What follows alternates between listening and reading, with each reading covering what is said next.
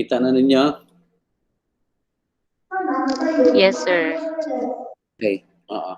So, good evening, everyone. We are done with the lecture in for module 3. In this class,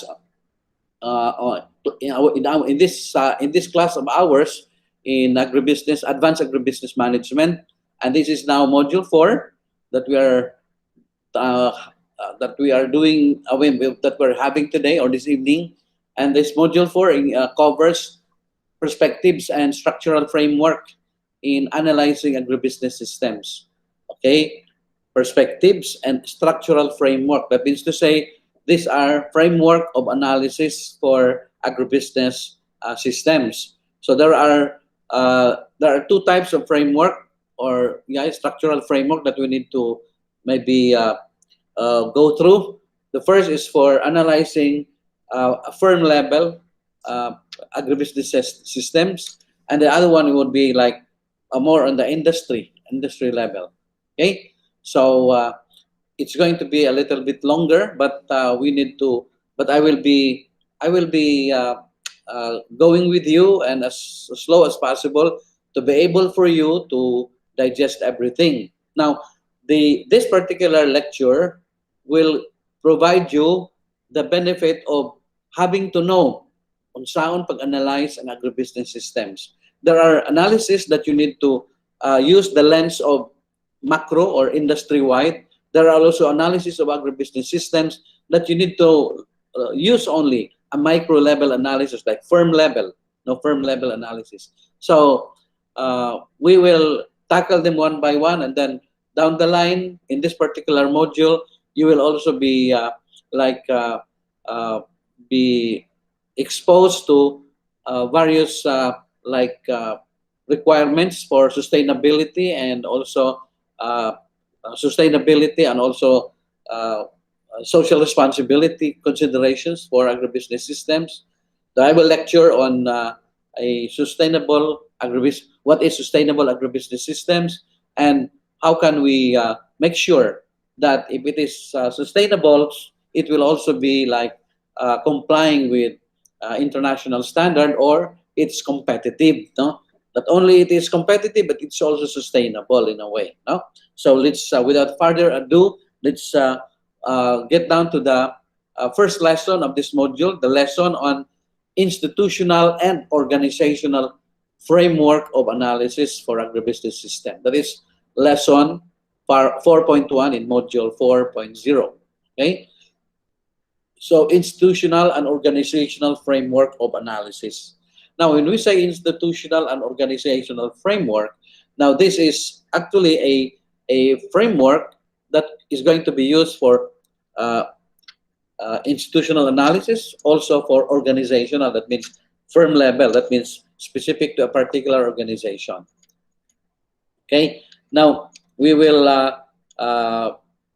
continue with our discussions on this, but we will also towards the end part of this particular like lecture or like module, you will also be uh, uh, exposed or be I will also lecture on the various comparison of these different frameworks. Okay, now the first of this framework for institutional and organizational framework, that means to say it's a combined, whether it is for institutional, it is for organizational. No? Like, because institutional, that means napaka macro, organizational medyo micro siya. No? So the first among the list is we have industry analysis. Okay, we do industry analysis for agribusiness systems.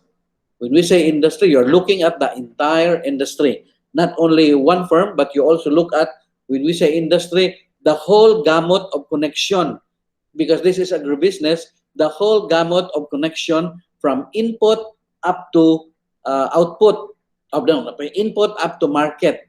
But in this one, because it is industry analysis, we actually focus more on the processing sector and branch out horizontally to production and also to marketing.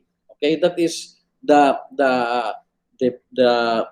the perspective for this particular kind of analysis. Industry analysis is an assessment tool designed to offer business entities a comprehensive idea about complex nature of specific industry. Like, mo analyze kag jackfruit industry, mo analyze kag rice industry, mo analyze ka og like unsa pa nang uban, corn industry, whatever. So this is one of those tool of analysis, no?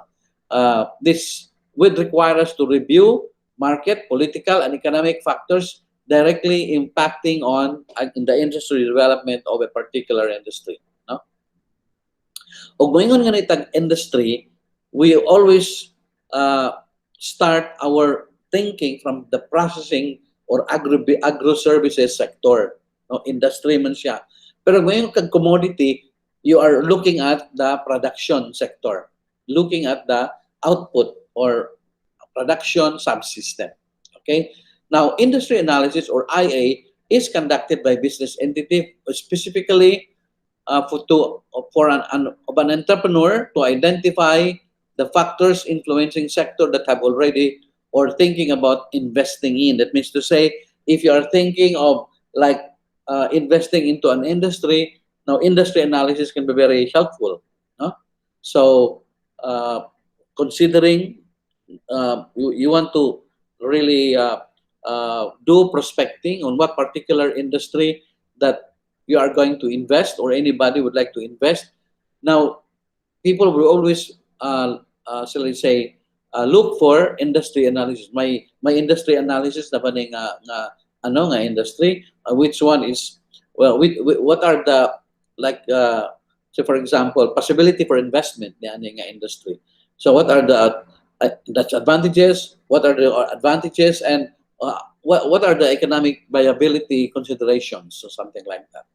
Now, potential. This particular analysis will guide potential entrant or new entry, the condition of competitors or competitors, and both the buyer and sellers directly influencing the workings of an industry. No? The industry analysis gives business entity necessary information about plans to tackle them effectively. Remember, this is a vital. It is vital to gain a definite perspective about the forces at work and the schemes of things if you want to conduct comprehensive strategic planning. No? So if you want to get into this kind of industry, mas makatabang sa imo to look at if there is any available industry analysis. Okay? So in industry analysis also, it's very important for gaining in the understanding about the environment surrounding the industry. And also, it will also give you for example, a perspective of the future. What are the trends that gives you a weapon to take the required direction with confidence, no? Sigurado ka, mitis medyo dili, you are not going into something na you are completely blind, but at least you already have an idea. Now, industry analysis would give you some preparations for that. The study would attempt to analyze information pertinent to the industry, of course, the dynamics of the industry, both macro and micro, say, for example, considerations. Now, we will go into the organization. How is this industry analysis organized? What are the parts of an industry analysis? So I will be more quicker this time because it's only enumeration of steps.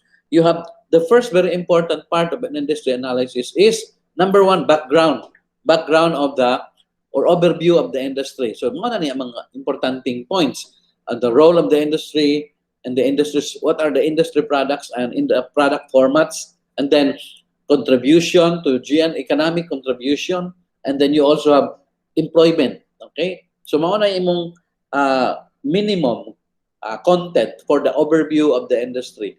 Or if you have industry profile, pwede na diha, no? Pwede na. And then the second part is what is the supply situation within the industry? Okay, supply situation.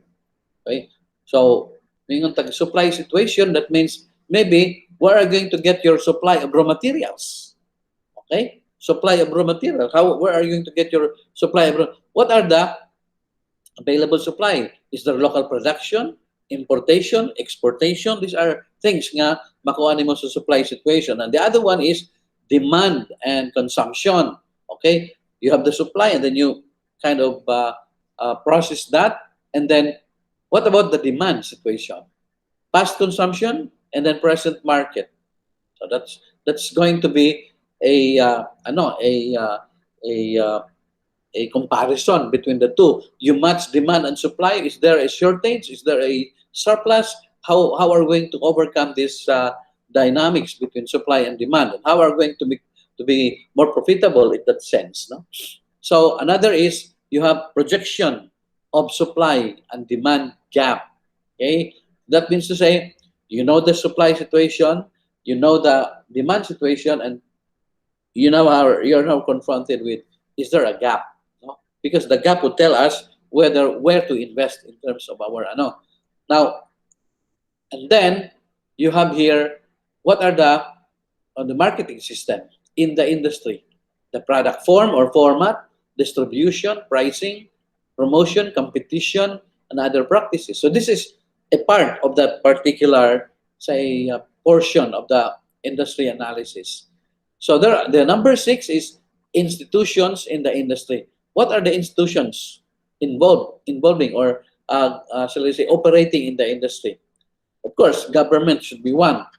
Are there programs of government that promotes entry into this industry? What are the policies behind what is the policy environment? Is it supportive? Something like that. Or are there available, shall I say, uh, financial institutions supporting the industry and other coordinating mechanism like industry associations in this particular respect, no? And then down the line you have after getting all those discussions and like from from item number 1 or Roman numeral 1 up to Roman numeral 6, these are all what? Analysis of data. And then pagsulod mo sa Roman numeral 7, you have integrated analysis. Okay? So you now have to make use of an integrated analysis using the competitive forces of an industry, like the Porter's 5 forces model, no? Or you also have to do SWOT analysis in order to be able to identify how are you going to really enter into that industry in as much as the industry is so competitive, for example, no? And then you do integrated analysis with that. That's only up to item number 6, still part of integrated analysis, meaning to say you now have to make an analysis of the results of your discussions in the previous item, no? And then recommend how are you going to uh, strategically and profitably enter into that particular industry, and what can you recommend also others to do in order to profitably and strategically enter into this particular industry. What are the precautions? What are the things that are in the positive side? What are the downside? And what should be very important? What are the priorities in this particular industry given the data that you are getting from from your analysis, no? So that is the industry analysis. Another type of institutional and organizational framework would be commodity approach. Kanina, industry approach. That means you focus on processing subsystem or processed product. Now we go to commodity. Commodity is unprocessed product. That means primary product. So that means it's raw product. Commodity, that means we also focus here the production subsystem. Take note of that. Sa industry analysis, ang focus niya diri sa processing subsystem. Pero and then branch out its connection to the production and also to the like marketing. While in commodity approach, you have starting from the from production, you branch out wherever it may tell you to connect the dots. No? Now, this commodity approach This particular approach can be is kind of uh, different say format compared to the industry analysis. These are structural and analytical perspectives that can help assess, diagnose the agribusiness systems and its desired functions or performance in the economy. Now, these are, of course, industry analysis kanina, and then you have also commodity systems approach, which we are going to discuss here. And then the other one is value chain approach or supply chain approach. And then you have also you have farm to you have from shelf from from seed to shelf, that is FS2S, that is from seed to shelf approach. And then you have also from farm to fork approach, or F2F, farm to fork approach. Now, let's take, for example, the commodity systems approach or commodity systems analysis. Basically, it uses the framework of commodity-based structure for analyzing the entire agribusiness system. Commodity structure, that means dire ka sa, magsugod ka sa output subsystem. The end goal of determining investment and development entry points. Okay? There is a production subsystem. Ang end goal niya is to identify investment and development entry points. Okay? Mao na iyang objective. Now, what are the parts of a commodity systems approach? One is item number one, or part, you may have, you can have Roman numeral one if you want to, but number one, as part of the process in doing commodity systems analysis, is overview of the commodity. Kanina, overview of the industry, di ba? Karon po, overview of the commodity. So may overview of the commodity. So what is in there? What should be the part? Should be technical description. When you say technical description, what are the state of technology present in that particular commodity?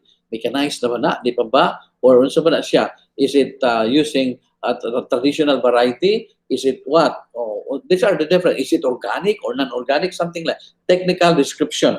And then socioeconomic importance of the commodity. Okay, socioeconomic importance. What is the contribution of that commodity in the agribusiness production sector? So you can write as many things in this technical description, and also socioeconomic description. Item number two, you have, or part number two would be the input sector. You see, input sector. So good ka sa input, kay mo produce man ka og something, you need input. Okay? Asa man ka input in this? If you are for example, if you're producing cacao, where will you get the planting materials in the first place? And then you have to think about fertilizer. Okay, where will you get the fertilizer? And then what about irrigation? Something like this, no? So major inputs in the production process. Okay, and then volume utilization, or the existing volume for that particular input. And where are your sources? Like for example, for example, if you have a corn plantation or yellow corn. If you want to see what is the situation of yellow corn in Leyte. So what are the critical inputs? Of course, seeds. Where will you get the seeds? Hybrid seeds. And then you have nabay mamalit. Then fertilizer. Do you need fertilizer? Where will you get the fertilizer? And then what is the critical problem in the industry, or in the not industry, in the of this commodity? Okay, critical problem. Is it climate? Is it what? Support infrastructure, and so on and so forth in the input sector. Another is the next thing that you need to look at is the farm sector or the production. You need to look at in this particular commodity unsa may production trend, volume and prices, farming systems, production concentration, technological development, okay? And then opportunities in the farm sector. In other words, you're looking at the dynamics within the farm sector. So you say from input, you connect that to the output, farm sector. And then what are the problems? Unsa may mga mga potential possibilities for investment, opportunities, and also the challenges within the input sector. And then you move a little further, you go to the processing sector. Okay, you produce something. Is this supportive to a processor? Okay, because the output needs to be, needs to be either a source of raw materials for processing or be marketed directly.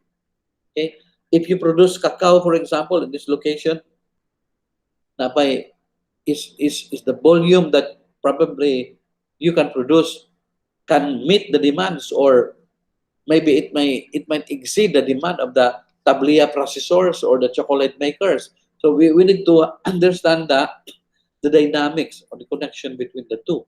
What are the product lines? What are the manufacturing and scale of operation, volume and value of products? Okay, and then what are the processing opportunity for this particular sector?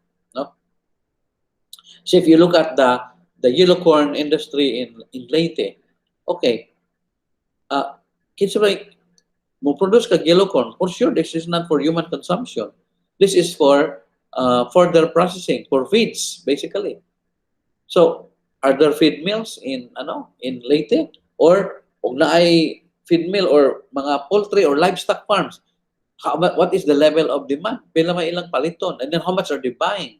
So, we are doing an analysis of yellow corn, for example, this time, and we have found out that there is a major buyer for yellow corn for feeds, but it's in southern Leyte. No? Planters from Tabango, Merida, and even in Villapa and Calubian and Leyte, they transport their yellow corn as far as Bundok, southern Leyte, to be able to have a good access of the market because they buy in bulk. But what about the other buyers like poultry and livestock raisers in the surrounding areas? Only very few, but the bulk of the volume that a is absorbed by the processor, either through buying stations of major feed company or to the feed mill in southern Leyte. The feed mill that is also supporting a piggery operation, a large piggery operation. Okay. Now, from the marketing sector, from the processing sector, we also look at the marketing sector. Okay. So you are now forming the entire agribusiness continuum: input, output, and then processing. Now, this time it's marketing. You have marketing channels are also there involved, and then absorbed by each channel, the traders, and also marketing costs and margins. Okay.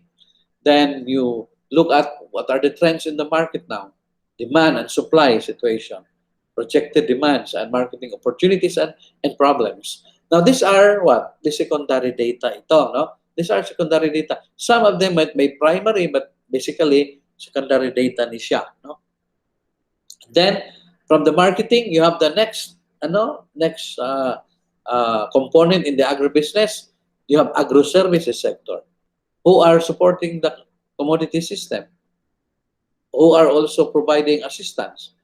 What are the investment priorities in these particular commodities, and so on and so forth. And then after analyzing an integrated analysis of the five subsystems in agribusiness. So in other words, what you can accomplish in each segment or in each subsystem is what are the development entry points in each segment, and also investment entry points. Mao gina i-identify. You end the discussion in each particular subsystem in this approach by somehow articulating already or telling a story already that these are some of the potential investment entry and also development entry point, so that it cannot only guide future entrant into the industry, it will also guide the development managers. And then down the line, you summarize your result by drawing conclusions and recommendations. Okay. Now, this another approach is from seed to shelf approach. Seed to shelf, supermarket shelves. Okay. It is the bedrock of global green economy. So in other words, There is a continuity from getting the good seed and producing the way the market demands, and then reaching the supermarket shelves. No? So from FS to S, or from seed to shelf model, is almost the same concept as farm to fork or from root to fruit. It is a value chain based framework or analytical lens looking at agribusiness that emphasize doubly focus on providing primary and critical support. No? So it's this particular approach from FS to S and from root to fruit, from farm to fork, pareho rin sila, but this is best understood if we know what do we mean by value chain analysis. No? So ano na siya? Mamaura na sila. No? Now, that is the end of like module or lesson 4.1. Let's go to 4.2. No? You can go back to this and then see what are the lessons, or say what are the learning tasks that you need to do. But basically, in my case, the learning task would be like a quiz, no? That will be given, and the quiz I'm going to integrate it in the module or lesson exam. No? Now let's go to module 2, no? Structural. Okay? Kanina, institutional and organizational framework of ano, this organizational framework of analysis ng agribusiness system. Karon, structural performance analysis. How do you analyze whether the agribusiness structure is performing well? Okay? Kanina, you analyze what is the dynamics in that industry and maybe recommend possible entry point. Okay. Now, from a macro perspective, you now are going to assess whether that particular industry is doing well in terms of its contribution to the economy, or what are the possible like areas for improvement of that particular agribusiness system. This lesson focused on four commonly used framework models. Okay? Four commonly used framework models in agribusiness industries. Structural performance in the Philippines, agribusiness performance in the Philippines. No? So what are these four commonly used models? You have value chain analysis, supply chain analysis, rapid market assessment, and you also have Porter's 5 forces model, no? Which is pioneered by Michael Porter. We have the Porter's 5 forces model. So let's tackle on the first one. We have on value chain analysis, and then depending on the purpose in using the model, a market-centered methodology can be used to derive the generate profitability analysis both at the industry or firm level. No? Now, first is we not value chain but supply chain analysis, because supply chain is more macro than value chain. No. Now we do supply chain. What is supply chain in the first place? No. We are always talking supply chain analysis, value chain analysis. What seems to be the difference between the two? No? First, we to be able to differentiate them appropriately or correctly, we need to understand them also. No? Supply chain analysis. What is that? It is an interdependent, or supply chain is an independent companies or firms working closely together to manage the flow of goods and services along the agricultural value chain to realize superior value at the lowest possible cost. Take note, management of the flow of goods and services along the agricultural value chain. Okay? Supply chain is, from the word supply chain, it is supply chain. In other words, physical goods flowing within the chain. Okay? Now that chain is also a value chain. Okay, now, we will discuss value chain in a while, but this one, supply chain analysis, is actually paying closer attention of looking at the flow of physical goods and services, physical quantities of goods and even services along the agricultural value chain. We say flow of services, like for example, extension worker, like for example, consultant trying to provide assistance along the entire stretch of the supply chain. These are very important in making driving the normal functioning of the industry or of the supply chain. Supply chain is very closely related to logistics management. Flowing, okay? You are managing the physical flow from the production, uh, say, or sa production uh, origin or farmers down to the market. So that is supply chain, okay? Supply chain. So you have here a sequence of processes that aims to meet final customer requirements. Kung makinahanglan ang customer og 20 tons per month, for example, per month is 20 tons. Satisfied in terms of quality and consistency and timing, that is supply chain at the most, at the least cost possible. By the way, when we say supply chain analysis, we always look at like cost. That means to say the efficiency of supply chain would depend on cost. If you can move the goods efficiently, that means to say you move the goods from production to the market, you move the goods with least possible cost. Why? Because if you incur least cost, that means your profit is also maximum. As the goods or product transits from upstream, that means the farmer's level, down to the downstream part of the chain, which is the final customer. Okay, you have this definition: a systems approach to managing the entire flow of information, material, and services. Okay, in that meets the requirements of the customer. Okay, remember, as the goods flow from the farmer to trader up to the final customer, there are three very important flows that needs to be that needs to be attended to or managed.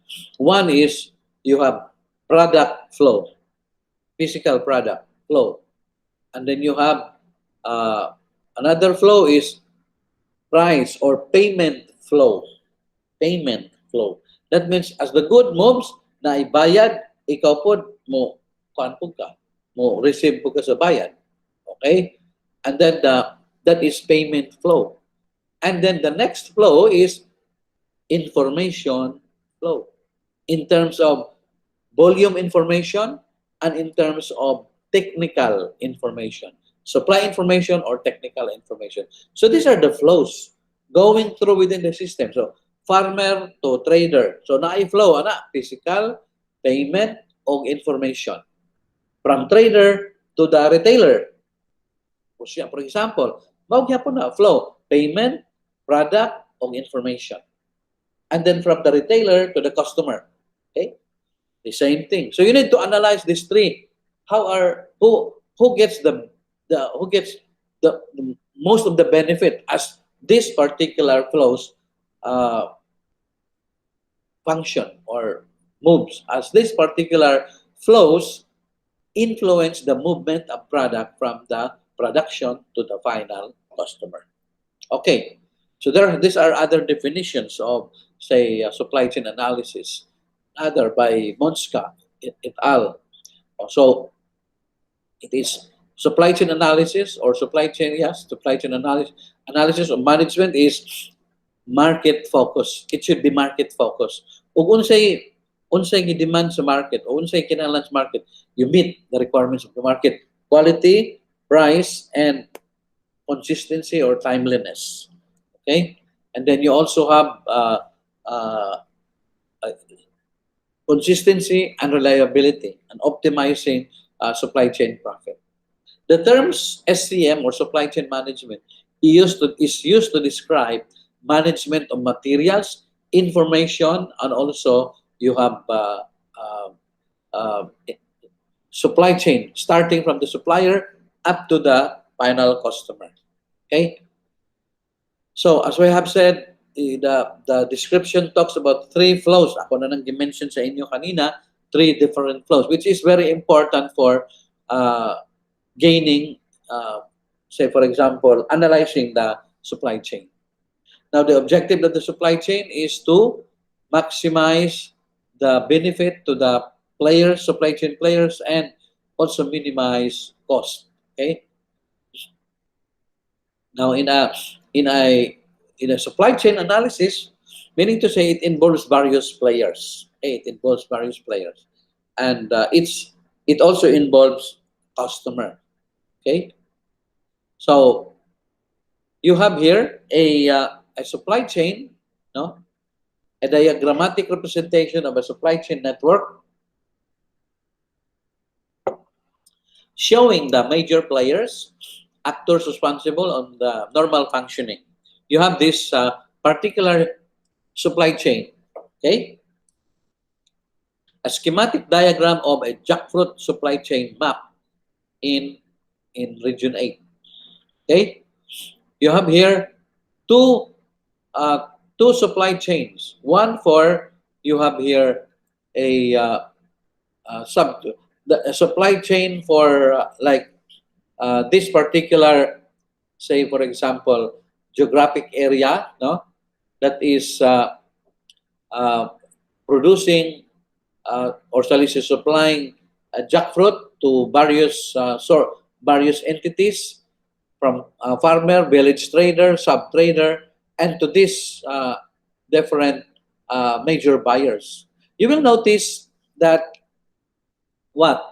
You will notice that each supply chain is always identified by the name of the trader. Tita, Diaglagon, Dialagdon, and then Roslyn, Simino, and then Cora, Polina, etc. No? Nay mga ngan, Violeta Perez. Why do you think? No? There is a logic behind this. Okay? Because because since you are looking at a chain, that means to say there is a relationship existing. Okay? There is a relationship. Sometimes a chain is dictated by one particular uh, one particular trader. So connected na tanan sa iya. Okay? So in other words, to analyze a particular chain, you will need to identify the industry or supply chain champion. Okay? Who are these? You need to analyze the supply chain champion or the anchor firm. Or if we may call it, identify kinsay nagpagalaw di ani nga supply chain. Because there is always that network relationship. Labi na ng yung suki or whatever, nagi na share chain. That means to say, you have to be very careful that if you are analyzing a chain, you are looking at the right participants in that particular chain. That's why, unahon ni mong interview or tanaw ang industry or supply chain champion. Kinsa magyud ang nagpagalaw ni ani. So everything else, upstream and downstream, mo connect na na. Because you will also, what? You will also interview them. All of them. Okay? So you will notice that there is a bold line here. You have a broken line. A broken line meaning to say that connection is still not very permanent or something to be developed. But a bold line, a continuous line means to say that it is a dedicated connection. From farmer to village trader, it's a dedicated connection. So from village trader, it can go this way, that way, and this way. Okay, nga rin paingon sa aning assembly trader. So that is very important that the broken line represent or bold line represents the type of connection within the chain. Okay? So, how to conduct a supply chain? Okay, saan ito paghimong supply chain? A typical supply chain has an objective to minimize, if not avoid, friction in the flow of goods as it transits downstream. What do we mean by friction in the flow of goods? Nabay nag-away diha kung naay friction? Or what is that in our nomenclature? When we say friction, it means it is what? It's either something that is clogging the flow or something that is preventing the steady flow or something that constrict the flow. Okay? Now, what are these constriction? Maybe for example, poor infrastructure. Maybe for example, poor information flow. Okay? Or quality. So these are some of the frictions that can happen in the as the goods transit from one point to the other. So a supply chain would like to look at that and then try to see how to overcome that also. Okay, until the product reaches the the like for example final customer. So that we would like to identify in that in as the goods or product transits from production up to the market, we need to identify also who benefits what, who is going to be the the the who gets a huge chunk of the profit. Okay, maybe somebody is hoarding. That we need to know as we analyze the supply chain. Okay, the first in trying to do a supply chain analysis is profiling and identifying of possible supply chains. Okay, identification, and then you also have like for example, who are the industry champions? Okay, identifying industry champion, and then what are industry champion? For example, okay, simplistic ang kanang industry champion in Bisaya or in ano sino ba talaga ang nagpagalaw nitong industry na to or kinsa may nagpalihok aning industry or aning particular supply chain. So that is how to identify industry champion. Now, what are industry champion? These are firms, traders, or customers, something like that. A well-organized customer can be an industry champion. Okay? So, also, you have here, it could also be small traders or senders who are buyers of small, fragmented producers in a particular area. Then, the final objective, Diani, is to identify the industry champion and its network. Unsay network, Diana, industry. Because kung mauni industry champion, mauni ang, it could be like a huge Chinese trader. Okay? Siya rin mo palit. Okay? Siya rin mo, sa mga tanah ka, kinsa man, asa man gikan ng imong kwan. So, naman siya mga suki, dedicated supplier from the Chinese also. If it is Chinese, asa po na ibaligya. Hibaw po na siya. The same thing. And each of them are connected in a web of network relationship. Some of them are really lock-in tight relationship.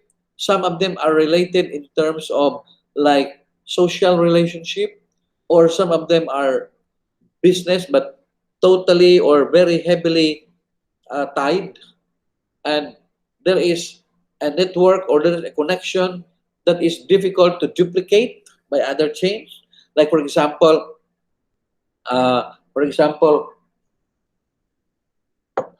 I interviewed one processor in Manila. No? That processor is from Iligan. Na Iligan, ang planta nila sa Iligan. Ang ilang supply to sa Davao, to sa Bukidnon, to sa Surigao, but asa pa, dapat sa Sugod, Southern Leyte, ilang supplier of, for example, Abaca, then how can that particular, shall we say, supply chain champion ensure nga ato gyud mabaligya sa iya. Very simple ra yung ingon. Kanang akong lagyo nga mga supplier, palitan ako nagbarko. Di na ako pabayaran. Palitan ako barko. Sila ni kon. Para sigurado gyud na. O di utang na loob. Mentality, aus dito gid sa iya baligya. Ayo kuha ng barko. Or naay sakyanan nga hauler. Sila lay maintain pero palitan niya. But through time, bawi gyud. Bawi kaayo, no? So these are some of the network of connections that can happen. So so that means it's really very important. And then you gather data there from your industry champion. Then the second step is define the boundary and selecting the supply chain for analysis. Sometimes when you identify the industry champion, daghan na sila, maybe 2, 3, or 5, but more often than not, di gyud na siya ingog, di gyud na sila ingog, daghan gyud kayo. Kay labi na og nationwide ang distribution, you can count them by your fingers. Each of them is a separate supply chain. Naa na sila og galingong network. So you now have to identify how, if you analyze the supply chain, where is your boundary? Iba ba na silang hunto ng interview? Or unsa may imong basis? So, simplistic, very, straightforward way of prioritizing your boundary. And then the number of chains that you're going to study. Unang-una is, for example, who is producing the major product or who is supplying the major product. Baka mamaya kanang uban nga chain minor ra nga product na. So ang imong tutukan katong yung nag-produce og major product. Once you have identified the major product, okay, you also identify how much proportion of the total supply in the market is provided by how many supply chains. Like for example, in I'm going to give you an example. We analyze the supply chain management or so the supply chain for abaca in the Philippines. Can you imagine abaca? There were three institutions cooperating each other during that study of ours. No, we have the Bicol University, then BSU, and then Caraga State University na ilang mga researcher. And we were the leader, no? Kaya kita nag-lead sa study. So, in the selection of industry champions, there were several preliminary na idaghan nga siguro there were di pa nga industry champion. The thing is, we selected different regions. Like, can you imagine different regions? There are about 13 regions in the Philippines. Are you going to interview or are you going to do survey in the 13 regions in the Philippines? No way. Taganag budget nga this much, you cannot do that in the timetable. So what we did, we looked at the entire regional production and the national production, and we learned that the supply, 80% of the supply of abaca in the entire Philippines is only provided by Bicol, Region 8, and Davao region. All the others, bisag nag-produce lang abaca, mga 20% ra gyud sila. Okay? So that means, if you, even in Region 8 nga Region 8 produces about like 40% or even 50% of the entire abaca fiber in the Philippines during the time. But this time, we're overtaken by Bicol already. Okay? So regional, focus, tulo ka region. Okay? And then afterwards, we look at how many supply chains are we going to analyze. So boundary na siya. How many supply chains? So we have identified more than 20 supply chains. But who are the major players? We found out nga upat ra gyud na or 5 ra ka major players, both major and minor product. Okay? So ang major product was fiber. Then and then ang minor product was cordage. Okay, cordage kanang pang ano, kanang dili na pang pulp, kadto ng pang PC, pang rugs ana mga cordage na. So in other words, amo nang i-separate and we found out nga lima ra gyud ay ano, upat ka ano, tulo ka pulp mills and duha ka cordage company. Okay? So kanira and then we look at the network of their supply chains around the Philippines, no? We interviewed as far as Manila, then Bicol, and then so there are several pulp mills and two cordage manufacturer, no? You have the Pacific Cordage, Manila Cordage, okay? And then the pulp mills is PMI. We also interviewed Alendeco. We also interviewed Newtek, okay? Newtek Fiber in Iligan. So, Maura, simplify. And then the boundary is within their supply chains. I-interview na mo. Yung una na mag-interview ang supply chain champion and then branch out upstream and downstream. Kuha na yun. No? Kuha na yun. Boundary is done. Okay? Boundary is done. Then, also, defining the boundary it's always prioritizing the supply chain. It would always help us if we have this particular table. How to, supply chain 1, supply chain 2, supply chain 3, and 4. If you have so many supply chains, we use this particular table to prioritize asay mas impactful kaayo nga supply chain in terms of market, in terms of employment, in terms of social inclusion, in terms of environment and others. Okay? Now, what is market? Of course, obvious. How many percent of the market they occupy? Okay? Then, in terms of employment, kuan ba sila? Are they huge enough to employ a lot of people? This will impact on the economy also, economic contribution.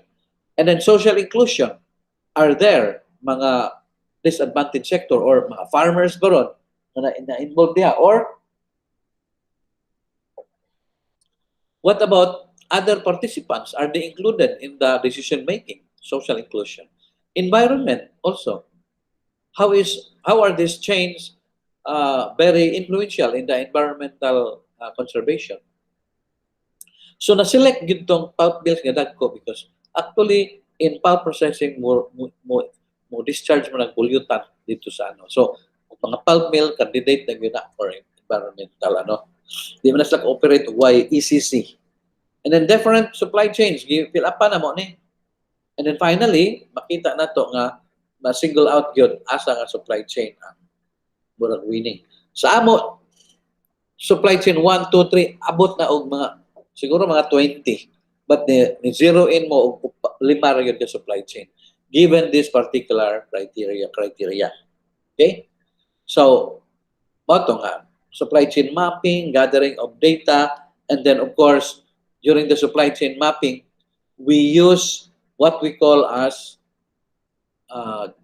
kayo got supply chain mapping, interview na ba ka? No, interview na. We map out the supply.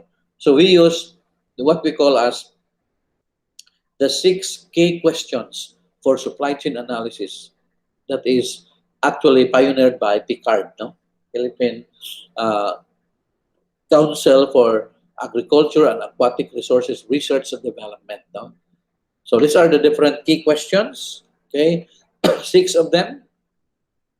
In other words, mauni imong pattern sa inigimo nimong questionnaire. Okay? I-populate nimo ni with details. Depende sa product imong himuon or depende sa supply chain imong studyhan. Okay? And then supply chain mapping, and then we also map the logistic issues, distribution issues ba. And then we also map the external influences, kanang mga external and external factors of the supply chain. And then we integrate the data, and then we compute or assess the efficiency of the supply chain using what we call as efficiency-based tools. Okay? Now, the efficiency-based tools we use, this involves In terms of cost, production cost, distribution cost, transaction cost. Okay? Now, the transaction cost, these are production costs, we know that. Okay? Production cost. Distribution cost, meaning to say transport, hauling cost. What about transaction cost? Okay? Now, this transaction cost actually is a term used in the field of institutional economics or new institutional economics. Let me simplify this particular term. When we say transaction cost, these are costs in using the market mechanism. Okay? Cost in using market mechanism like information search. O pagkakapalit ng unbus na kadaan, that is transaction cost.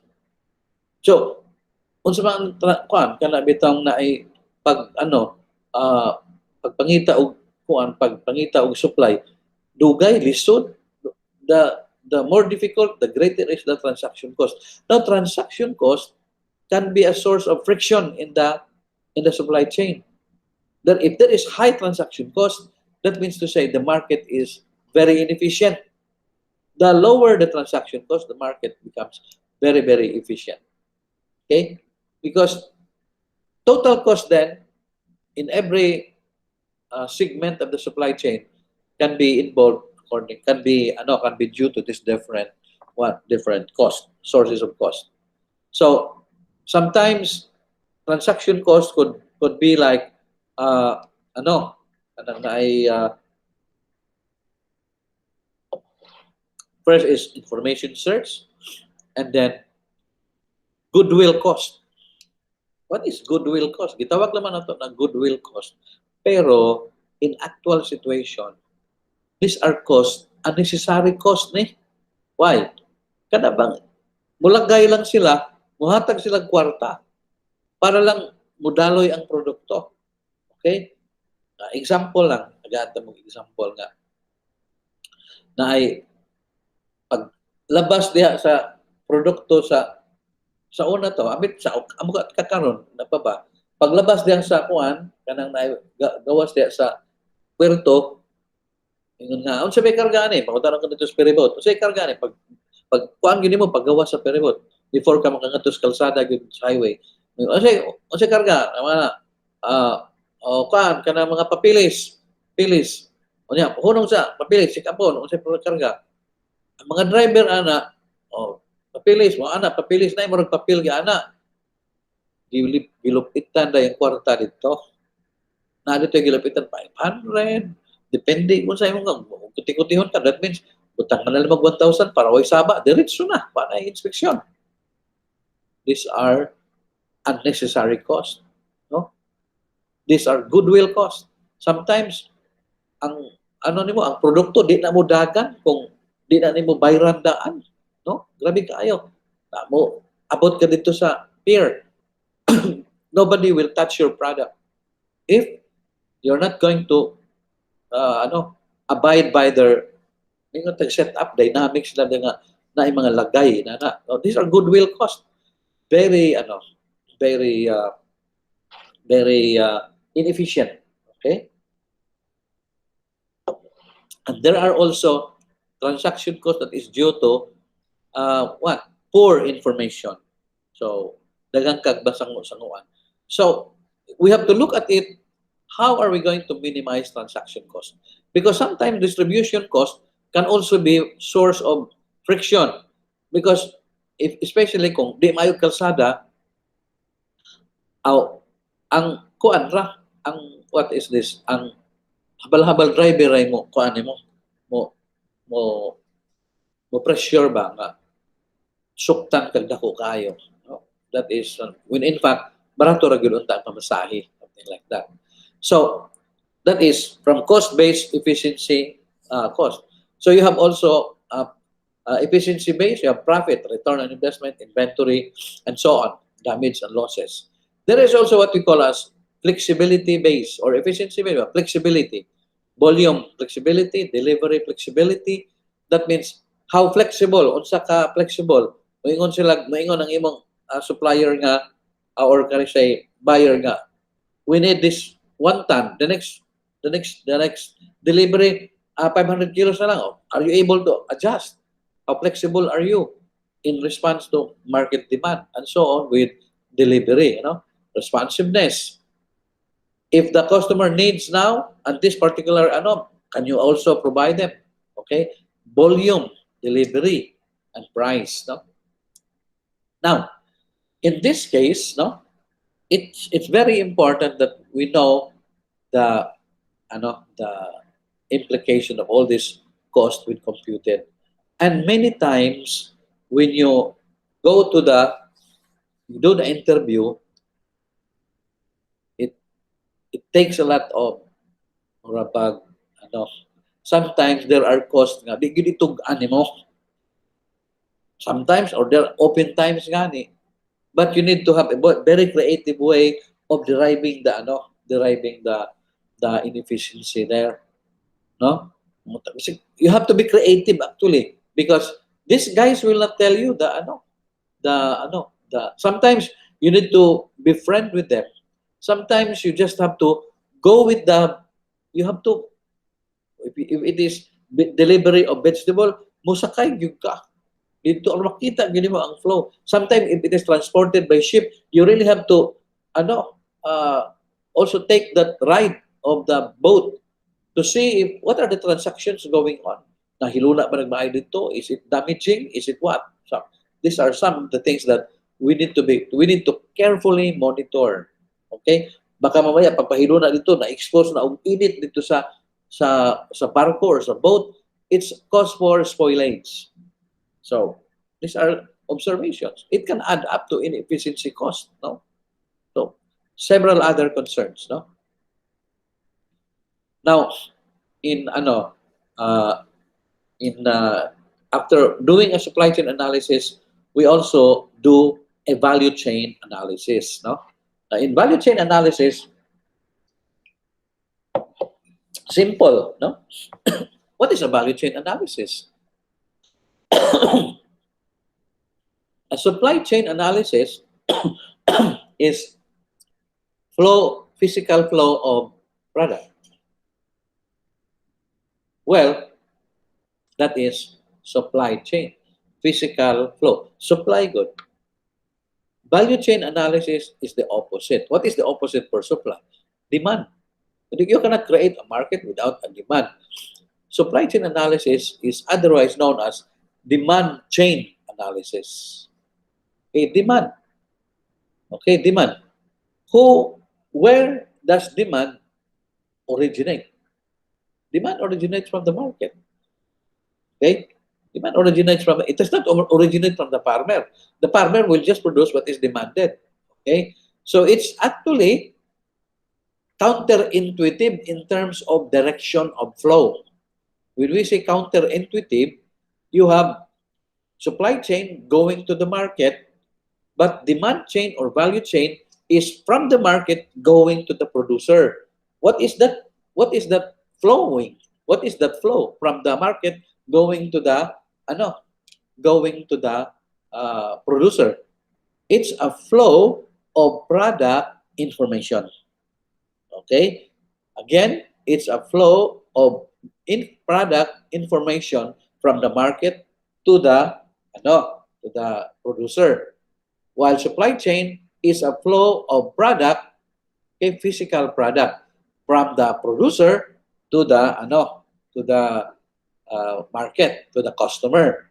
Matching them together, there is a market, or there is a very well established profitable chain. We see a value chain with an embedded efficient supply chain, something like that. No? So you match the two, then you have a market, the demand and the supply. Okay, so Michael Porter originated the concept of value chain in dugay-dugay na 1985. Ya karon ng over the last 15 years pa na siya na murag na popularize. Pero dugay na nangi ni Michael Porter 1985 pag yun. This pioneered the fundamental concept of supply chain analysis in in literature. So, what then is a value chain? Value chain formally it describes the full range of activities which are required to bring the product or service from conception bring the product or from conception, di man gi-concept ang product or service. There is a market through different phases of production, combination, transformation, at various services, then delivery to the final customer. Gi-concept diri sa market, channel dito sa producer o gibalik nito sa final customer. That is the concept of value chain from Porter and Kaplinsky to year 2000 pa, no? The primary focus of value chain analysis is on the benefits that accrue to customers. These interdependent processes generate value and resulting demand of money flows are created. Okay? So that means focus of the value, that means is there is that particular activity adding value to customer? Okay? Kung improvement in quality, nabay value addition na para sa customer. If there is, then there is money also. Kaya mabayad mag customer kung mumit ka sa iyang requirement. Then down the line, and so on and so forth. So it's really communicating the product information, specification in terms of quality, price, and volume from the market to the producer. Okay? Just like for example, yung ato mi sa usa ka trader, usa ka concessionaire actually. Buyer na to, final customer. Ning-ingon sila. Pakita sila og kana bitaw kuan yung punit siya product dito say karlang or the kanabang gabi, no? Karlang, gabing Tagalog. Niingon siya kani dalhi mi ani inani kadagko nya human mao ni ang color nya mao ni ang kuan ang timbang dalhi mi di ani we will buy at this much, say 40 pesos per kilo landed price in Cebu. So that was the information given to us. Natudlo sa makaniniha. So from that information we communicated that information to the farmers. Are you able to produce this kind? You describe no? Yes. So whatever, if you can produce this, so we will produce this and we will buy it from the farmers at say for example 15 pesos per kilo. And that is already very profitable. Why? Because village traders are buying that same product at only 8 pesos per kilo. So paliton sa organization 15 pesos. Transport to Cebu via Ilongos or Batu. Transport to Cebu, you pay about 3 pesos per kilo. You still has a huge margin. Pwede pa ka maka-margin of mga 20 pesos per kilo. Kay 40 may ilang palit. 40 man. Kaya balagyan man ito nilang itong 60. Ana. So, wala. Kay ilan nang i-market ko to sa ilang mga outlets. So, that's how transactions are done. It's communicating the value to the farmers. If they are able to produce that, then they get a good value of their product. Okay. So, effective value chain generates profit. Meaning to say, it's when you serve the needs of the customer, profit is just a natural result. It's just being able to meet the requirements of the customer. So if you are good at that and your value chain is well functioning, then you are profitable as a value chain. Okay? Why do we need to do a value chain? Okay? Why do we need to do a value chain? There are various reasons. One is ongoing because of globalization. Okay? There is a value chain, especially for what? Especially for processed product. There is a huge network of global value chain. Production, there is a Ecuador. Processing, there is a Thailand. and then you have final production diri sa process, final assembly diri sa Philippines, and then market sa China or something like that. It's a network of global value chain. Okay? Very like for example in in rubber tire. Okay? You have plantation diri sa Zamboanga, and then diri ang processing, refining diri sa Malaysia, dalhon nga sa Thailand for rubber tires manufacturing. Baligya sa Pilipinas or wherever it will be serving its market. So it's a connection of all global value chain. So that's globalization. Another reason is it is also part of the 10-point agenda of the administration. If you look at the 10-point agenda of this administration, value chain analysis is embedded as an analytical tool for looking at agriculture. Maugin po na. No? Makita bito ni mga ang all agencies, whether DOST, DA, or use the value chain approach in looking at investment, in looking at intervention, in looking at development planning, something like that. No? So it follows very comprehensive steps. No? All steps in production put into the perspective of a value chain. You take all the steps of production. Now, I think I have to show to you a what? A typical value chain a mapping. No? You might see this, okay? You might see this as what? As just an ordinary map, but actually what you can see here is a what? Is a connection of, like for example, players from upstream, okay? From upstream, which are producers, to industry, to traders, to the market. Okay, these are connected by a network of, say, relationship and supplying these goods and services that are clearly defined by the market, and that clear definition is communicated to the traders up to the producers para sure yung kaayo nga the customer will receive what is specified in their demand information. So this is how to represent a typical value chain map. Okay? So what is the difference between a supply chain and a value chain? A supply chain is looking at the efficiency in the flow of physical product from the production up to the final market. Flow of physical product. Efficiency in the flow. Okay? While value chain looks at, okay, the flow of market information from the customer up to the